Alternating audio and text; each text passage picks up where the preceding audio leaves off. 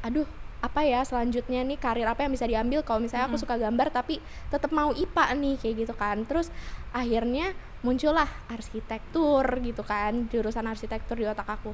Terus akhirnya selama 4 tahun 3 tahun gitu aku pengen banget tuh pokoknya arsitektur ambilnya.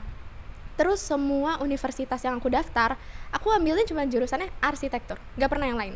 Terus sampai akhirnya papa aku sama mama aku kayak, mungkin ini bukan jalannya ya, kayak agak ini bukan jalannya gitu.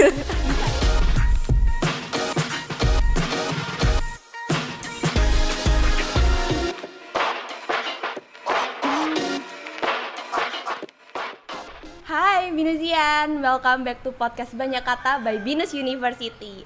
Dan kali ini Cindy bakal ngobrol bahas tentang gimana sih pengalaman kuliah sama bisa mendapatkan penghargaan ISMA. Wow, ISMA 2021 nih guys. Ada kakak cantik, ada Kak Francisca Erika Sudipyo. Halo Kak. Halo semuanya, salam Ceria kenal. banget ya. Terima kasih loh, kamu juga. Aduh, gimana nih Kak kabarnya Kak? Baik, luar biasa. Kamu gimana kabarnya? Aduh, luar biasa sih, apalagi di sebelah ada cewek pintar ya guys ya, jadi kayak lumayan insecure Kamu juga gitu. pinter. Kamu juga pinter. Oke, emang Kak panggilannya Kak Caca guys. Jadi Kak Caca ini emang punya ketertarikan di bidang teknik sipil ya. Iya, jadi aku jurusan teknik sipil Binusian 22. Binusian 22 guys. Dan Kak Caca ini udah berhasil ngambil ISMA ya Kak ya. Iya. Wah gimana tuh Kak? Boleh diceritain Puji ya, kita Tuhan ngobrol ya. tentang ISMA nih yang katanya peluang masuknya tuh emang kecil ya. Aduh. Karena saingannya banyak, yang tertarik banyak Lumayan banget. ya. Jadi tahun 2021 itu aku sebenarnya tahu tentang ISMA tuh cuma kurang lebih kayak 2 minggu sebelum deadline pengumpulan. Nah terus itu pun aku taunya gara-gara kajur aku, Pak Oki itu nge-PC aku, terus kasih tau lah tentang informasi itu. Nah awalnya tuh aku nggak pernah kayak ngulik langsung tentang beasiswa apapun, karena menurut aku tuh belum ada di kapasitas yang cukup gitu. Kayak kan kalau beasiswa tuh biasanya kualifikasinya banyak banget Banyak kan, banget, dan aku tuh merasa belum seberprestasi itu untuk bisa apply gitu kan. Nah terus waktu ngelihat ini 100% fully funded kan itu, nah terus aku pikir kayak ini kesempatan yang baik nih kayaknya buat iseng-iseng berhadiah kan. Terus ya udah aku coba apply di situ sih. Gitu. Wah menarik sih guys. Kalau nggak punya pengalaman kita harusnya cari pengalaman. Iya nggak sih? Bener kan? Coba-coba aja. Coba-coba aja. Tapi kalau cerita Kak Francisca Erika nih ya, sebelum masuk BINUS tuh gimana sampai bisa pilih BINUS sampai sekarang kayak lagi kejar cita-cita lah ya istilahnya. Jadi hidup aku tuh kaget aja sih isinya. Jadi aku bener-bener Jadi ada apa? Kaget gitu. dikit-dikit kaget gitu. Jadi awal tuh aku nggak pernah mikir bakal masuk BINUS, juga nggak pernah mikirin teknik sipil. Jadi aku tuh dulu cita-cita terbesarku adalah aku menjadi fashion designer gitu ya. Agak jauh ya guys ya, dari jauh beton ya. ke kain gitu. Terus habis dari fashion designer tuh aku pengen banget jadi arsitek. Nah itu karena aku tuh suka gambar tapi nggak jago ya. Aku suka gambar. Nah terus waktu SMA ambil IPA itu kayak aduh apa ya selanjutnya nih, karir apa yang bisa diambil kalau misalnya aku suka gambar tapi tetap mau IPA nih, kayak gitu kan. Terus akhirnya muncullah arsitektur gitu kan, jurusan arsitektur di otak aku. Terus akhirnya selama 4 tahun 3 tahun gitu aku pengen banget tuh pokoknya arsitektur ambilnya. Terus semua universitas yang aku daftar, aku ambilnya cuma jurusannya arsitektur, nggak pernah yang lain. Terus sampai akhirnya papa aku sama mama aku kayak, mungkin ini bukan jalannya ya, kayak agak ini bukan jalannya. Disadarin di awal, untung belum masuk nih kalau nggak salah jurusan. Terus akhirnya papa aku bilang kenapa nggak teknik sipil aja, kan sama-sama mungkin ada gambarnya juga, kita nggak tahu gitu. Terus akhirnya yaudah tuh iseng-iseng, akhirnya waktu batch akhir kok daftar BINUS itu. Dan itu pun karena udah desperate banget kan, aduh apa lagi nih gitu. Terus aku datang dari SMA yang kurang encouraging gitu untuk universitas swasta gitu. Akhirnya jadi informasi tentang BINUS tuh minim banget, dan keluarga aku juga nggak ada yang tahu sama sekali tentang BINUS gitu kan. Akhirnya coba masuk BINUS jurusan teknik sipil, kebuka pintunya tuh. Langsung kayak kebuka matanya juga ya Kak ya. Apakah ini jalanku gitu. Akhirnya ya udah masuk lah. Awalnya aku pikir kayak teknik sipil, aduh semua jurusan yang berbau depannya teknik tuh kayak bukan aku banget lagi. Bener. Gitu kan. Soalnya setahu aku nih ya Kak ya, kalau di teknik itu pasti fisika, matematika. Betul, yang mana aku gak bisa gitu ya. Aku denger aja nih udah tiba-tiba otak udah panas. Panas. Hati juga sih panas. Aduh.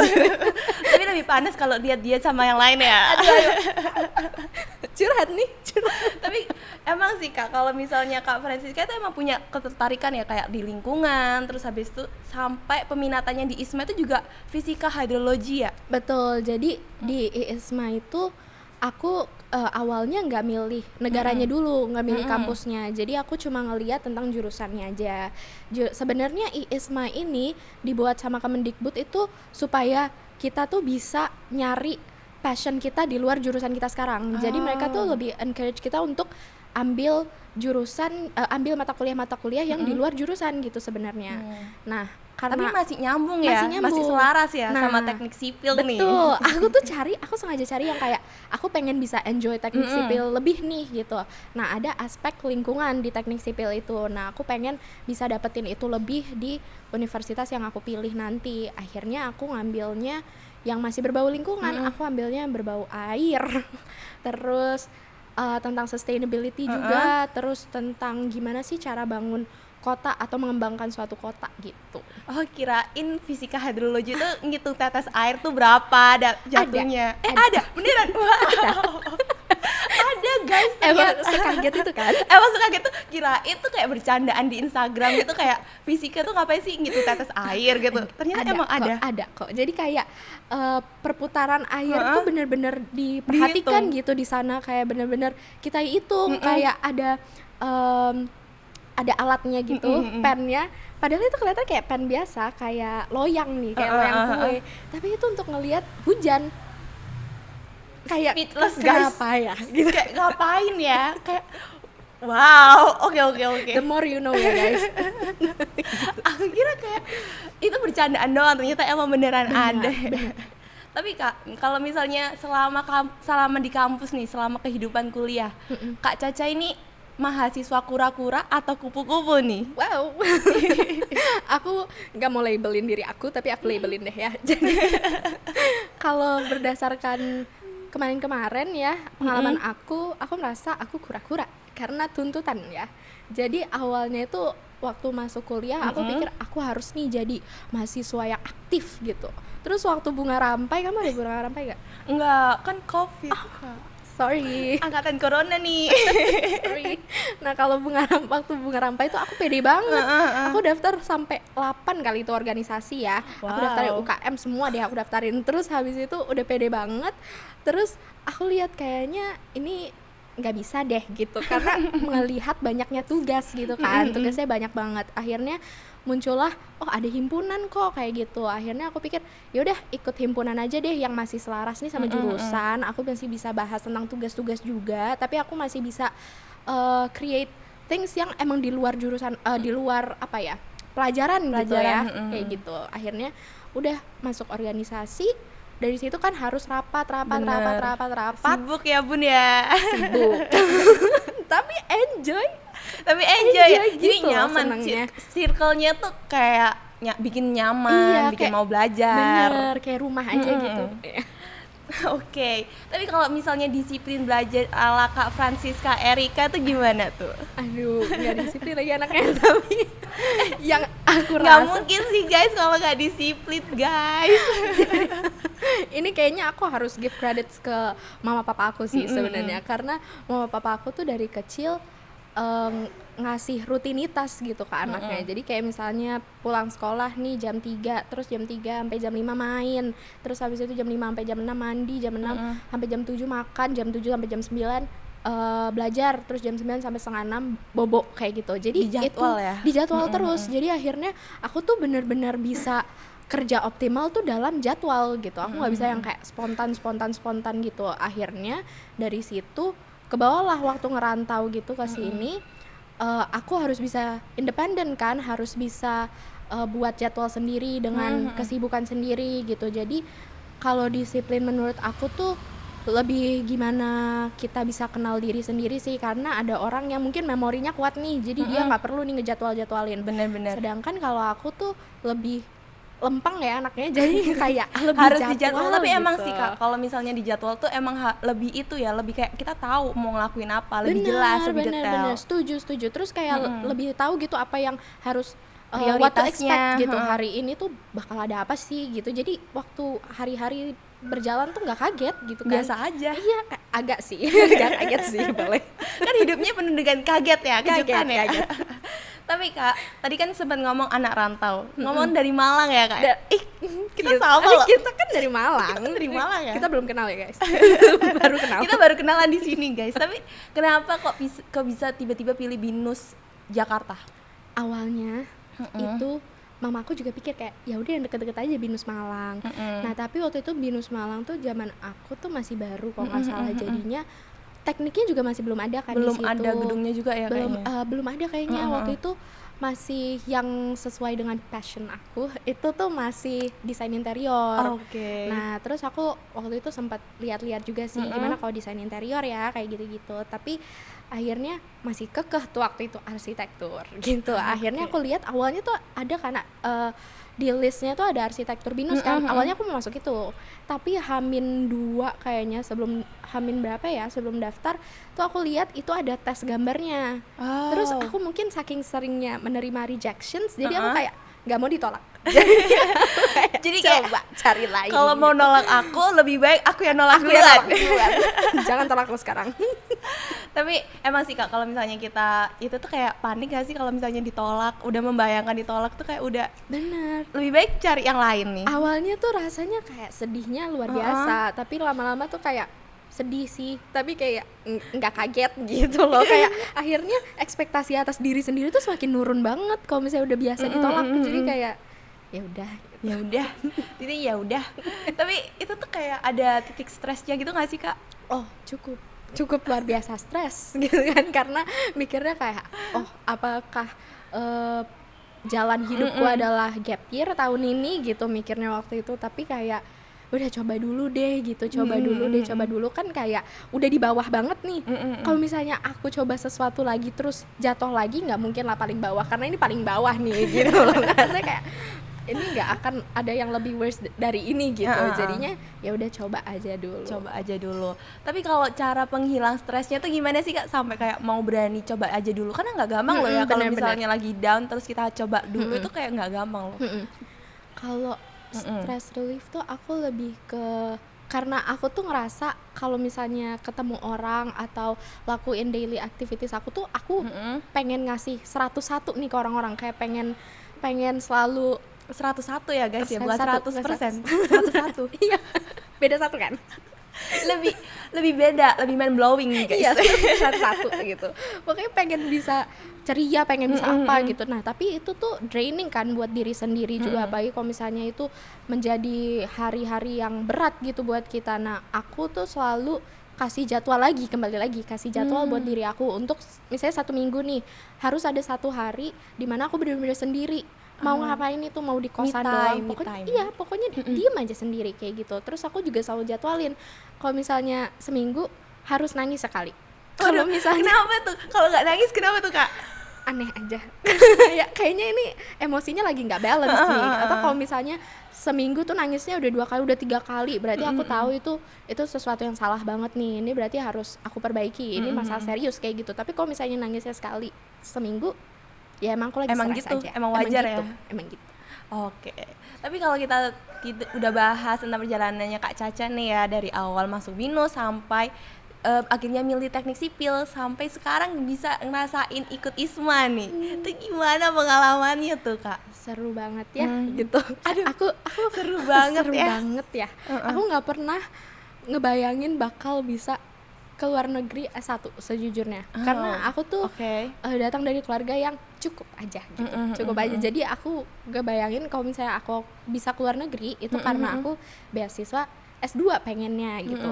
Tapi terus waktu S1 bisa kemarin pergi 1 semester karena IISMA itu, aku bener-bener rasanya apa ya, bahkan di sana pun aku ngelihat kanan kiri kayak di Kanada loh.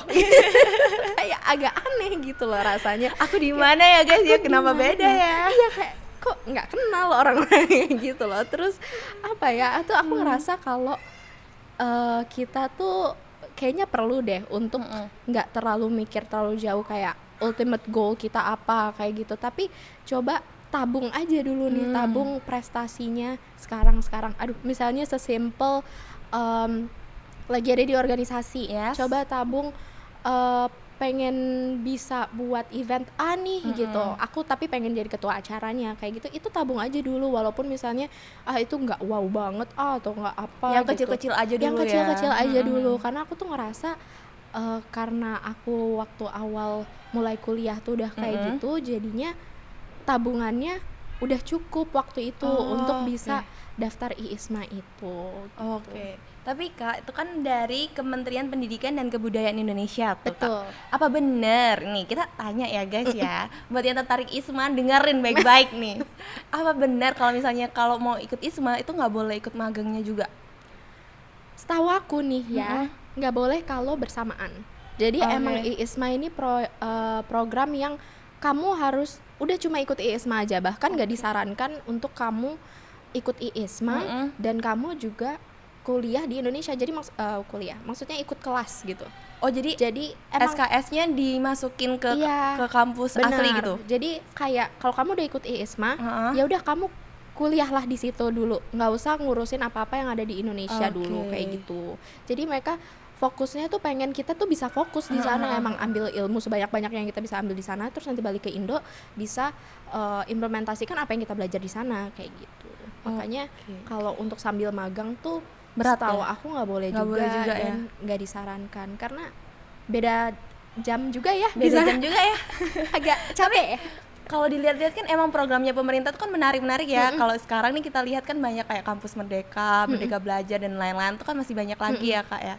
Dan kalau IISMA ini emang menarik sampai banyak yang rebutan, bisa dibilang gitu ya. Banyak banget. Persaingannya tuh gimana tuh Kak? Wah, luar biasa sih. Tahun 2021 itu kan batch pertamanya. Dan itu aku bener-bener lucky banget, kayak bener-bener beruntung banget karena itu pendaftarnya itu seingat aku 2.600-an mungkin. 2000-an. Banyak banget ya. Tapi yang diterima juga banyak. Jadi yang diterima tuh 1.000. Balance. Iya, balance. Jadi 50-50 lah kesempatan kita.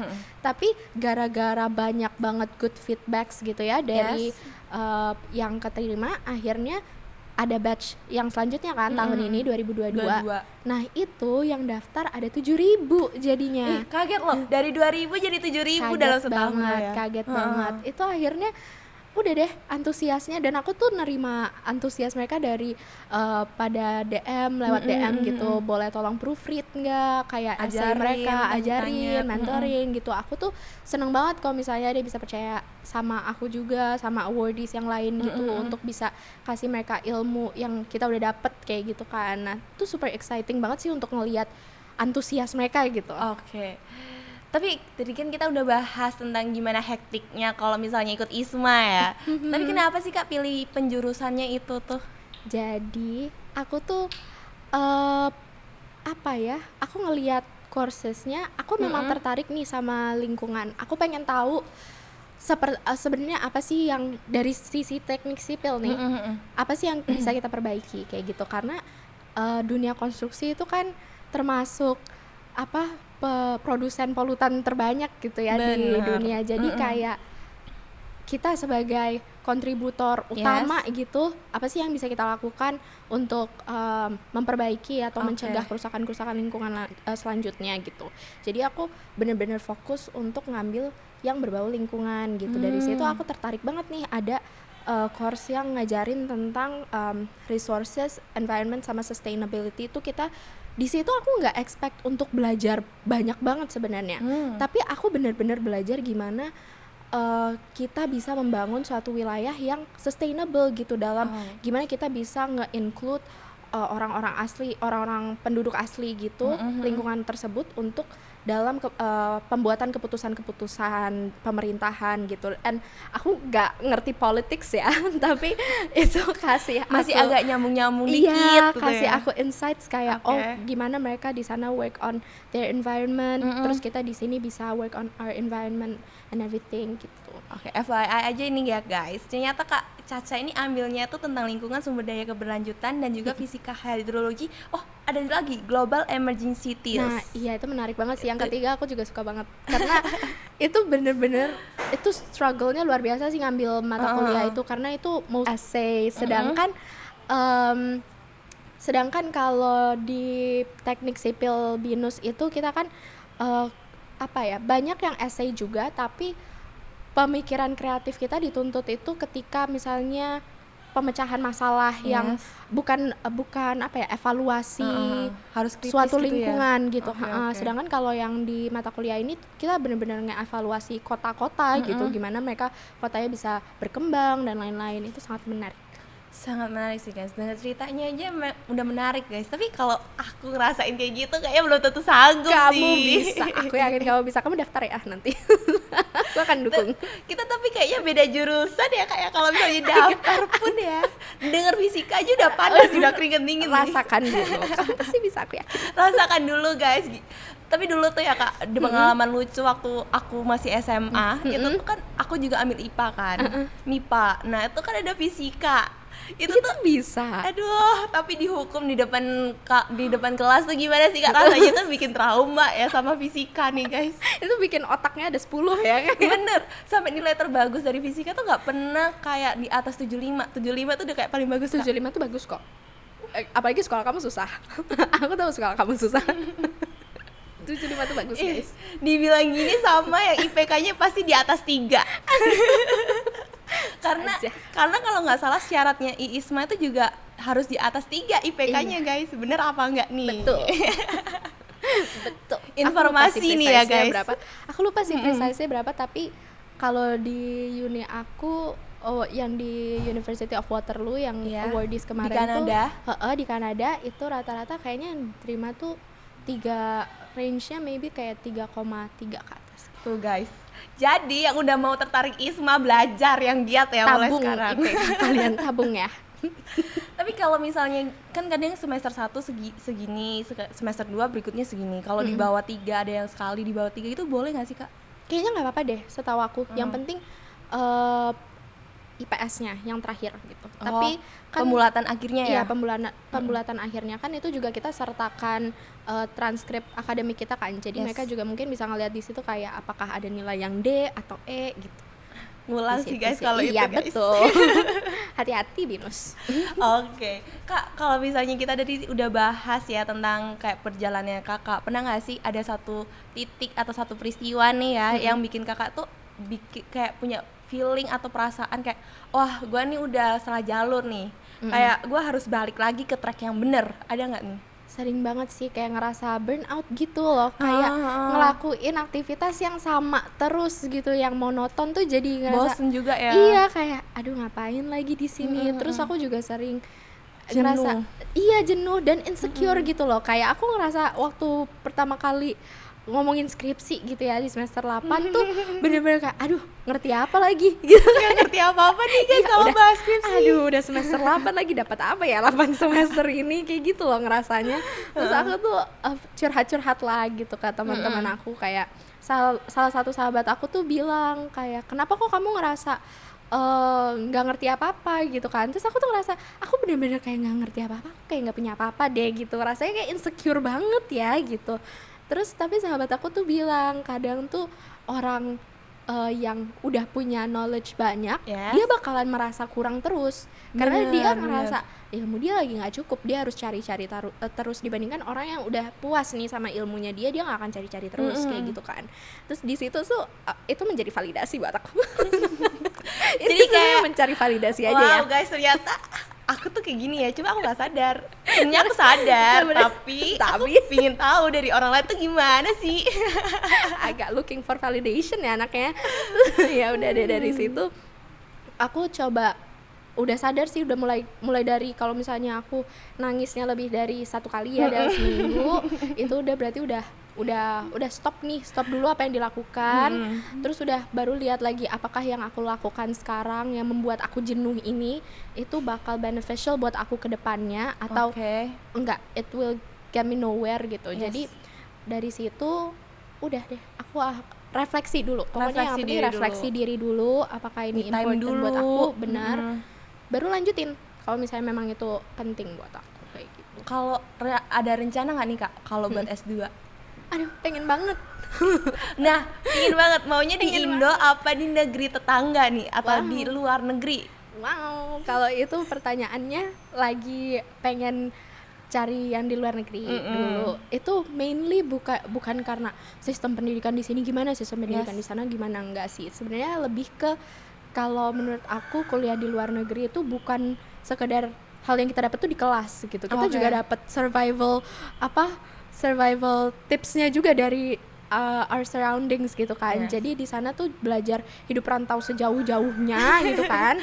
Terus akhirnya beda ya rantau dari Malang ke Jakarta sama rantau dari Indo ke luar tuh beda ya ternyata ya. Terus dari situ kayaknya aku ngerasa aku pengen banget ngelihat the world beyond negara kita gitu. Ada apa sih di luar negara kita lebih tuh luas lagi ya. Belajar budaya juga sih Kak. Bener, kayak mereka lagi masalah di mereka tuh ada apa sih, terus masalah di kita tuh relatable nggak ya sama mereka, terus gimana cara mereka solve their problems, gimana kita bisa nanti ke depannya kayak mereka mungkin, atau gimana kita nggak kayak mereka gitu. Kan Kakak udah punya pengalaman juga kan belajar di luar negeri. Perspektif apa yang bikin Kakak itu jadi kayak ngerasa langsung kayak wah, Indo sama di sini tuh beda ya. Itu tuh kayak baru sadarnya di Kanada tuh ada nggak Kak? Pas awal-awal. Jadi tuh aku nggak, ini agak receh ya. Aku tuh kan kejutan, kaget banget. Pas awal jadi ada pre-departure briefing gitu dari BINUS juga, dari international office-nya. Mereka kasih tahu kalau nanti di sana itu nggak akan selalu di atas, kayak rasanya emang pas awal-awal tuh euforianya wah banget nih ke luar negeri gitu kan. Terus habis itu pasti nanti sebulan 2 bulan pertama tuh akan down banget, rasanya homesick banget. Aku nggak pernah percaya sama orang-orang bilang homesick. Kayak homesick karena kayak, di Jakarta nggak ngerasain gitu. Rasanya apa coba homesick kan, kayak gimana sih perasaan gitu. Kayak bingung kan, kayak homesick rasanya apa sih kayak gitu. Nggak mungkin lah kan, kita pasti senang-senang di luar negeri kayak gitu kan. Terus ternyata waktu udah sampai sana beda ya, ekspektasi sama realita tuh berbeda ya. Kayak lagu dong itu. Beda banget, kayak ternyata rasa FOMO banget. Kayak FOMO banget, kayak misalnya teman-teman aku di sana lagi jalan-jalan gitu, sedangkan mereka sama aku ngambil mata kuliah yang berbeda. Jadi waktu mereka mungkin bisa di hari A, aku bisanya di hari B. Jadi mereka jalan-jalan, aku harus belajar. Kayak gitu FOMO banget, kayak aduh kok aku nggak bisa living my best life ya di sini.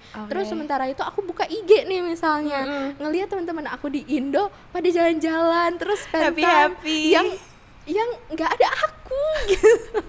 Nah di situ tuh kayak rasa, duh FOMO-nya 2 arah lagi di sini. Iya, di sana di Indo juga. Nah akhirnya dari situ tuh aku tuh merasa kayak oh iya, berarti di sini tuh aku harus bisa mentingin pace aku sendiri, mentingin jalan aku sendiri gitu, kayak mind my own business gitu. Juga ketika balik ke Indo mikirin kayak habis ini apa ya, kayak ingat gitu tujuan kan. awal ya. Iya, akhirnya waktu balik ke Indo tuh aku nggak terlalu ngerasa kayak harus jadi kayak orang lain atau harus lihat orang lain kayak gitu. Sekarang jadi ngerasanya be yourself aja. Iya, kayak kalau misalnya dikejar-kejar skripsi nih, aduh, ya gitu kan sekarang itu kayak B22 pasti relate nih. Jadi kayak ya udahlah, semuanya kita lagi stres. Tapi ya udah, semuanya punya jalannya masing-masing. Kalau progres dia udah di bab 4 nih, misalnya kita masih di bab 3, ya udah take your time, make sure nanti kamu bisa ke bab 4, tapi nggak harus hari ini, nggak harus kayak dia kok. Kayak gitu. Pokoknya semenjak dari sana aku udah lebih bisa merasa puas dengan diri sendiri sih. Lebih sadar ya kalau misalnya kita tuh punya limitnya masing-masing, punya kecepatannya masing-masing ya. Betul, setuju. Karena kita sama orang lain tuh beda juga. Kita nggak boleh nyamain kita sama orang lain. Bener gak sih? Lalu apa uniknya kita? Oh iya, kan berbeda tuh baik ya. Si paling unik. Tapi kalau di Kanada sendiri apa sih Kak yang bikin kangen?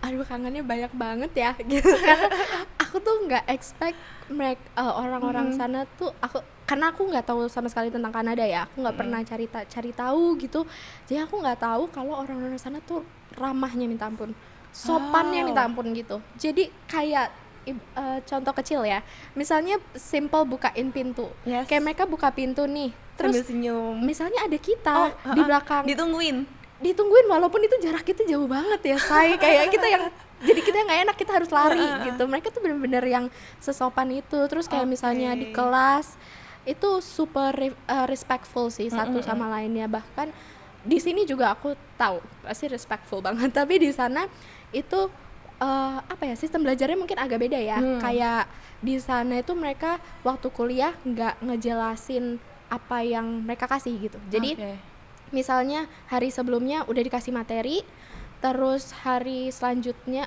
pas hari ketemu, pas meetingnya itu dia nggak akan jelasin apa yang mereka kasih. Kayak dia dosennya tuh akan minta kita diskusi aja, kayak menurut kita yang kemarin dia kasih gimana. Jadi kalau misalnya kemarin kita nggak belajar ya ngungkak. Jadi gitu. kayak sama aja kayak kita harus tetap belajar sendiri, ngulik sendiri gitu ya. Benar. Pokoknya di kelas tuh ya full discussions gitu. Emang aktif banget gitu nggak sih Kak di kelasnya tuh? Aktif kayak walaupun misalnya lagi nggak aktif nih ya, anak-anaknya lagi Mager belajar. mager gitu ya, dosennya gilir. Jadi harus aktif ya gitu. Terus mereka tuh suka tiba-tiba gitu loh kalau absensi, mereka nggak kan kalau kita ada absensi tuh di akhir kelas. Kalau mereka nggak ada, jadi kamu mau masuk kelas mau nggak masuk kelas terserah kamu. Tapi kalau misalnya tiba-tiba hari itu dia kuis, kita ketahuan kan kalau kita nggak masuk kayak gitu. Pernah bolos gak sih Kak? Enggak, untungnya ya. Enggak kok guys. Emang gak boleh ya guys ya? Nggak boleh. Itu contoh yang buruk. Jangan. Bener-bener. Oke deh Kak, mungkin the last question. Pesan apa dari Kak Francisca Erika nih, apa yang ingin kamu sampaikan buat Binusian? Pesan aku adalah jangan gampang puas sama diri sendiri gitu. Pokoknya jangan gampang puas, terus tetap humble, tetap stay grounded aja. Apa yang kalian capai itu bukan purely dari kalian. Ingat aja itu, kalau apa yang kalian capai itu berkat lingkungan juga, berkat Tuhan juga gitu dari kan, orang-orang sekitar. Jadi selalu sadar aja kalau apa yang diberikan kepada kita itu bisa diambil lagi. Jadi tetap cari-cari kesempatan selalu, apapun itu. Catat ya Binusian ya. Oke Kak, thank you banget udah ngobrol ya. Tapi sebelum kita tutup nih ya, kita bakal main games. Oke. Udah siap belum ya gamesnya? Deg-degan, ada nilainya nggak nih? Ada dong. Door prize ada nggak? Enggak dong. Ntar dapatnya SAT. Enggak, canda SAT. Home serve dong. Aduh takut loh, di zaman corona tuh susah banget loh Kak carinya. Aduh, nggak relate jangan lagi. dong. Aduh, nggak Maaf relate lagi. minus. Oh iya sih, nggak relate. Oke deh guys, kita bakal main games jawab cepat. Udah tahu belum nih Kak gamesnya? Aku nonton sih.